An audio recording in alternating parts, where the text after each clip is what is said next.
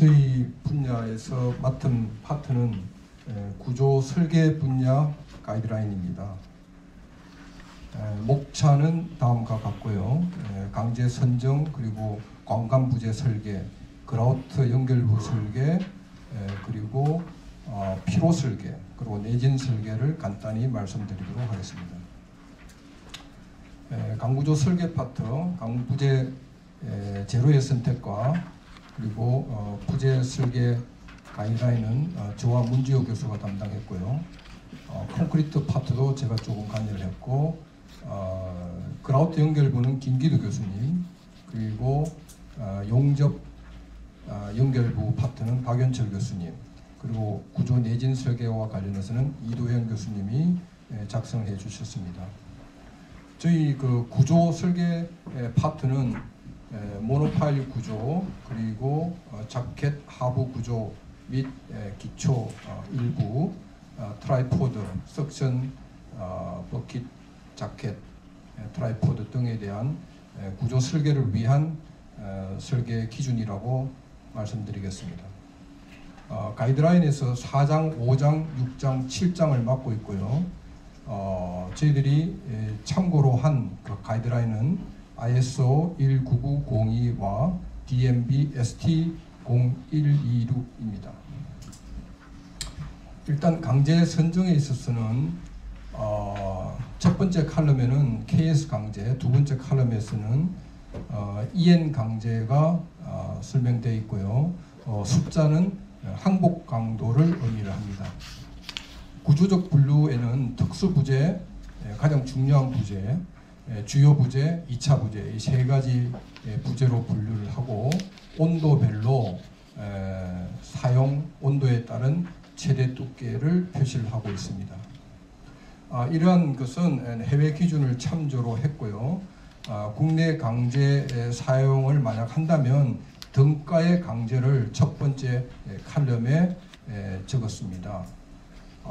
보면 스타 표시가 하나 있는데요. 한 개가 있고 두 개가 있는데, 한 개인 경우에는 추가 인성 실험이 좀 필요하다고 되는 그 부재를 뜻하는 것이고, 스타 두 개 있는 경우에는 이행 강제와 대치되는 등가의 강제가 없는 상황이기 때문에 저렇게 표로 분류를 하였습니다.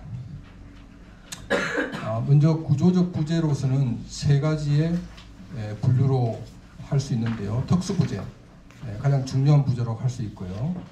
이러한 부재를 분류를 할 때는 만약 이 부재가 파손이 되면 중요한 결과를 초래를 하고 복잡한 응력 조건이 있기 때문에 부재의 지성 파괴의 가능성이 있는 부재인 경우는 특수 부재이고, 만약 부재의 파손이 중요한 결과를 초래하는 구조적 부재는 주요 부재, 그리고 2차 부재는 중요한 결과를 초래하지 않는 부재다.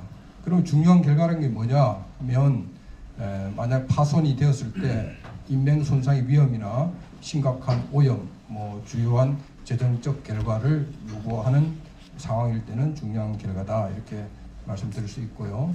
하나 예를 들면 자켓 구조물에 있어서 각 부위마다 특수 부재, 주요 부재, 그리고 2차 부재를 이렇게 나타내는 겁니다. 이 표는 ISO 기준에 나와 있는 그림이라고 생각하시면 됩니다. 자, 그 다음에 이제 강제 부재 설계 파트인데요. EN 1993-1-1, 1993-1-1-6을 참조를 했고요. ISO 19902 노속 설계 기준, 그리고 DMB SD 0126, DMB RPC 202를 참조를 해서 부재를 설계하게 되겠습니다.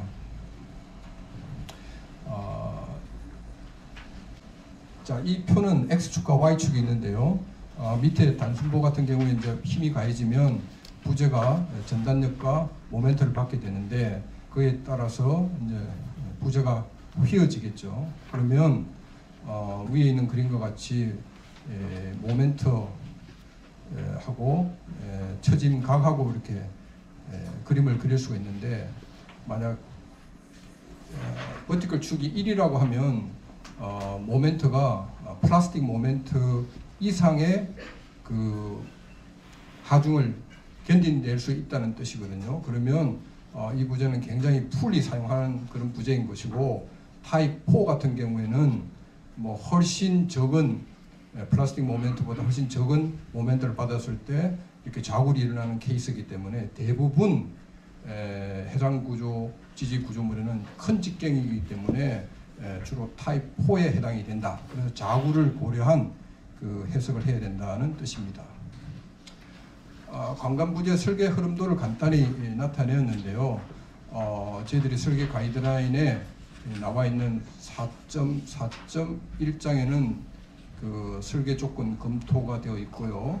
4.4.2부터는 이제 단일 부재력을 받을 때 검토가 있습니다. 그 인장 강도만 받는다든지 압축 강도만 받는다든지 힘만 받는다든지 이렇게 됐을 때 부재 설계하는 그 검토식들이 있고, 그 다음에는 조합력, 예를 들면 인장과 힘을 받을 때, 압축과 힘을 동시에 받을 때는 4.4.3장에 나와 있습니다. 그리고 정수압이 없는 경우가 있고 정수압이 있는 경우에 각각의 설계 기준이 나와 있습니다. 하나 예를 들도록 하겠습니다. 어떤 단일 부재가 압축을 받는 케이스에는 시그마 C가 FC 나누기 감마 RC보다 적다. 이 식이 이제 설계식인데요. 시그마 C는 우리가 그 하중을 작용을 해서 그 부재가 받는 압축 응력이라고 할 수 있겠고요. 오른쪽에 있는 것은 자구를 고려한 압축 강도 나누기 재료 계수, 부분 저항 계수라고 하는데요. 예를 들어서 뭐 1.18, 주로 1보다 큽니다. FC는 전체 자굴 강도가 될 것이고, 그 속에 FYC라고 저 빨간 화살표가 있는데요. 그것은 북부 자굴 강도를 고려한 전체 자굴 강도식이라고 할 수 있겠습니다. 조합력을 받을 때 건강 부재인 경우, 예를 들어서 정수압이 없는 경우를 들었습니다. 인장과 힘을 동시에 받을 경우에는 첫 번째 항은 인장 강도에 대해서 검토를 하고, 두 번째 항은 힘 강도에 대해서 검토를 해서 두 개 합쳐서 1보다 적으면 이 부재는 설계 가능하다, 안전하다 이렇게 말할 수 있고요. 만약에 인장과 압축을 동시에 받으면 아니요. 그 압축과 힘을 동시에 받는 경우죠. 그렇게 되면 첫 번째 항은 압축에 대한 그 항이고, 두 번째는 Y축에 대한 모멘트 검토고요. 세 번째 항은 Z축에 대한, 그러니까 바이액슈얼 밴딩을 받을 때 검토하는 식입니다. 두 가지 식이 있죠. 여기 뭐 하나의 그 이런 항들은 뭐 CM은 모멘트 그레디언트를 고려한 개수고, FEY, FEZ는 오일러 자굴 강도, KY, LN은 그 위호 길이 개수, BGG 길이 뭐 이렇게 할 수 있고요. 컨셉은 오른쪽에 있는 바와 같이 충력과 모멘트를 동시에 받을 때는 우리가 힘으로 우리가 비교를 할 때는 그와 밑에 있는 식과 같이 하지만, 여기서는 우리가 응력으로 검토한다는 것입니다. 관관 연결부가 굉장히 복잡한데 각 부위에 대한 그 명칭이 나와 있습니다. 1번은 이제 브레이싱이고요. 1번, 2번은 브레이싱이고, 이제 그 밑에 있는 수평으로 되어 있는 것이 코드라고 해서 주요 부재라고 말을 할 수 있겠습니다. 여기 보면 코드의 외경, 브레이스 외경, 그리고 코드의 백 두께에 따라서 베타, 감마, 타워 이렇게 해서 노멀라이저 시켜서 우리가 식을 전개를 하고 있습니다. 설계 절차인데요. 설계 조건을 검토하고 연결부 상세를 검토하고 그 다음에 연결부 강도 검토를 하는 순서로 설계를 하게 됩니다. 이 그 해당 풍력 지지 구조물, 자켓 구조물에 있어서 브레이싱하고 코드가 이제 버티컬 부재가 코드라고 하고요. 경사진 것이 이제 브레이싱인데, 만약에 브레이싱에 이제 이런 그 압축력이 가해진다든지 혹은 인장력이 가해지면 코드에는 그 충격과 전단력이 생긴다. 그렇게 저항한다. 이렇게 볼 수 있을 것이고요. 만약에 K 브레이싱 같은 가운데 있는 K 브레이싱 같은 경우는 코드가 충격을 받음으로써 저항한다. 그 다음에 간통하는 브레이싱인 경우에는 X 브레이싱에는 힘이 전달되지 않는 케이스라고 말할 수 있겠습니다. 자, 연결부에 강도가 있겠죠. 그 강도 얼마만큼 견뎌낼 수 있느냐의 그 커패시티를 말하는데, 그건 보면 코드의 두께, 그리고 어떻게 경사지어 있느냐, 그리고 QU하고 QF의 팩터에 따라서 결정이 되는데, QU는 강도 계수라고 해가지고 왼쪽 표에 나와 있는 바와 같이 연결부 종류에 따라서 이렇게 계산이 되는 값들입니다. 아까 말했듯이 베타, 감마 이런 값들은 앞에서 노멀라이즈된 어떤 변수들의 그 항이고요. QF는 코드 하중계수라고 그래가지고 오른쪽 표에 나와 있듯이 이와 같은 식으로 QF가 계산이 됩니다. 굉장히 좀 복잡하죠. 그 다음에 원추형 전위부에 대한 그 명칭이 나와 있고요. 이 부분은 생략하도록 하겠습니다. 전위부의 설계 절차 또한 6에 잘 나와 있습니다. 이 부분은 생략하도록 하겠습니다. 그 다음에 피로 한계 상태 설계입니다. 목적은 사용 수명 기간 내에 피로 파괴가 발생하지 않도록 충분한 강도를 갖도록 하는 것이 목적이고, 목표 수명은 지정된 구조물의 사용 수명을 우리가 정할 수도 있고, 만약 명시되지 않으면 20년을 기준으로 한다. 그리고 대상은 개별 부재 혹은 연결부에 대한 피로 해석을 하는 겁니다. 그리고 피로 설계를 해서 부재를 설계를 하는 거죠. 여기에서 사용되는 여러 가지 그 피로 설계 시에 사용되는 어떤 표라든지 데이터는 SN 선도를 기반해서 피로 강도를 제시를 하고, 이때는 구조 상세에 따라서 피로 범주표에 따라서 피로 강도를 정합니다. 또 그 외에 핫스팟 응력이라든지 SCF 응력 집중 계수를 사용해서 피로 강도 범위를 설정하죠. 또 부식 환경을 또 고려할 수 있고요. 자, 그렇게 해서 최종적으로 우리가 부재 설계를 할 때는 선행적인 누적 손상 기반 설계를 하게 됩니다. 간단하게 예를 들면 이제 응력 범위를 이제 하게 되는데요. 이제 우리가 이 보면 설계 기본 SN 선도가 있어. 피로 수명하고 응력 범위 델타 시그마가 있죠. 그다음에 이제 그 우리가 고려하는 부재의 두께와 관련해서 과연 그 피로 수명이 얼마 되는지를 우리가 파악을 해서 이 반복 하중을 받을 때 얼마만큼의 그 수명을 가지고 있는지를 체크하는 그런 식인데요. 그 전에 우리가 해야 될 것이 피로 응력 범위를 결정을 해야 됩니다. 그때는 다양한 하중을 고려합니다. 풍하중, 파랑하중, 그리고 풍력 터바인 작동하고 제어 시의 하중들, 그 다음에 여러 가지 이제 효과들을 고려해서 응력 범위를 정하는데, 그 공칭 응력 범위를 우리가 이제 정해 놓으면 그 다음에 SCF 응력 집중 계수를 곱합니다. 자, 여러 가지 그 구조 상세에 따라서 응력 집중 계수 SCF가 계산되는 식이 한 개 예를 들어서 이제 표가 나와 있습니다. 이 식은 뭐 수많은 실험을 통해서 나온 식이라고 볼 수 있고요. 또 다른 방법으로는 핫스팟 응력 범위를 통해서 피로 응력 범위를 계산합니다. 그리고 연결부에 보면 가운데 그 스트립으로 되어 있는 것이 이제 용접부라고 생각하고요. 그 부위에서 가장 멀리 떨어져 있는, 어느 정도 떨어져 있는 것이 B 위치고 좀 더 가까운 것이 A.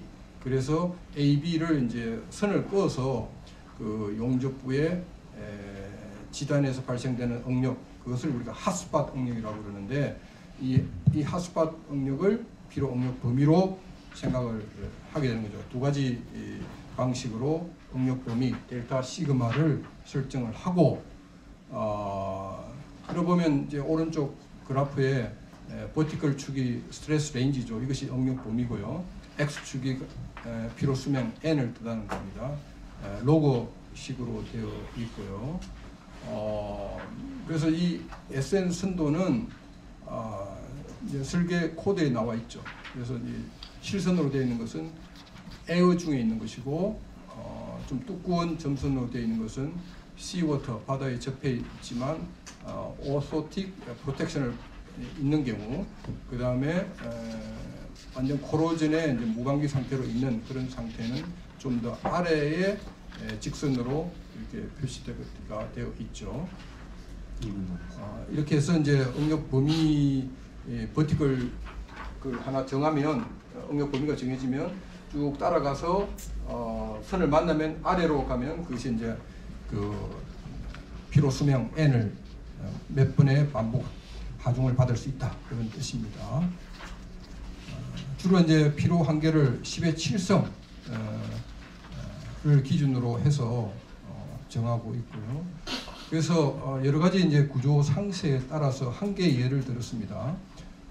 그 밑에 이제 그 왼쪽 아래에 그 SN 선도표가 나와 있고 여러 구조 상세에 대해서 B1부터 잘 보이지는 않지만 W3까지 이렇게 구분되어 있습니다. 그러니까 제일 위에 있는 선은 훨씬 더 그 피로 강도가 크다는 것이고 또 반복 하중을 더 많이 받을 수 있다는 뜻이고, 아래에 있는 W3 같은 그 선은 적은 응력 범위에서도 그 피로 한계를 적게 주는 그런 좋지 않은 구조 상세라고 말할 수 있습니다.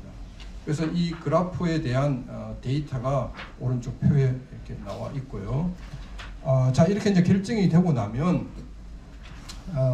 그렇죠. 하나 예를 들었습니다. 오른쪽 아래에 있는 그림이 선이 하나 있죠. 이건 어떤 구조 상세에 대한 SN 선도라고 말할 수 있고요. 여기도 로고 프로 되어 있죠. 버티컬이 공칭 응력이고 수평축이 그 반복 횟수가 되겠습니다. 자, 그런데 어떤 부재가 A라는 어떤 부재가 혹은 연결부가 다양한 응력을 받기 때문에 그 응력도 스펙트럼을 가질 겁니다. 작은 응력부터 아주 큰 응력까지. 그러니까 제일 테일 부분을 보면은 뭐 응력은 매우 크게 받지만은 그 횟수가 매우 적은 거죠, 스펙트럼으로. 그래서 이게 DCI 공칭 누적 손상 개수를 통해서 이 DC를 구합니다. 그다음에 제일 첫 번째 위에 이제 그 첫 번째 라인에 누적 손상 DD라고 있죠. 설계 피로 개수 DFF라고 하는데 이것은 뭐 안전계수 같은 건데 대기 환경일 때는 1을 쓰고 부식 환경이 아주 안 좋을 경우는 2에서 3을 쓴다는 것이고요. DC는 다양한 뭐 응력 스펙트럼에 따라서 DC를 계산하는 식이 나와 있습니다. 그래서 최종적으로 이 DD가 1보다 적어야 만족을 한다, 그런 뜻으로 이해하면 될 것 같습니다. 이제 문제는 이 응력 스펙트럼을 만드는 것이 이제 어려운 것이죠. 모든 그 다양한 구조 해석을 통해서 이 만드는 것이 좀 어려운 과정입니다.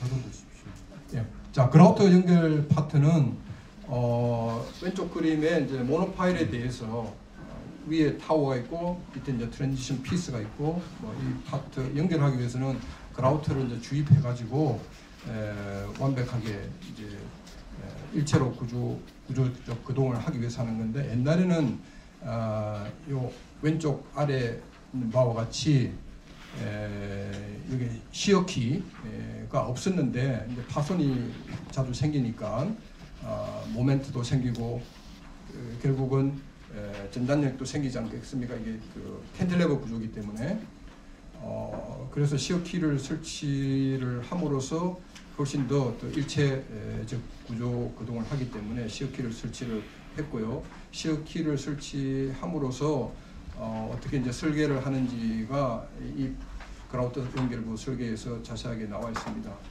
그래서 중요한 것은 그라우터 강도를 먼저 우리가 설계자가 정하고요.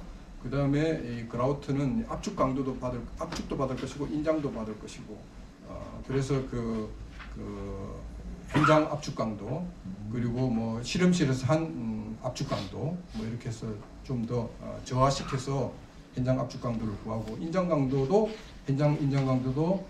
직접 인장 강도보다 좀 더 적은 값을 사용하도록 하고요. 그 다음에 이제 설계 강도는 우리가 그걸 타겟으로 해야 되지 않겠습니까? 그 설계 강도는 그 하중 케이스마다 재료 개수를 나누어져 가지고 좀 더 적은 값을 설계 강도로 취해서 비교 검토하는 것이죠. 이것은 전단키가 있는 모노파일인 경우에 어떻게 우리가 설계를 할 것인지. 결국은 이것도 이 피스 중간 피스가 캔틸레버 구조이기 때문에 그러니까 그 전단력과 모멘트를 받는 구조가 됩니다. 그래서 뭐 여러 가지 저도 외국 사람들이 DNB에 종사하는 어떤 박사분이 이 부분에 대한 그 연구도 많이 하고 실험도 많이 해가지고 이와 같은 식이 이제 만들어졌다라고 알고 있고요.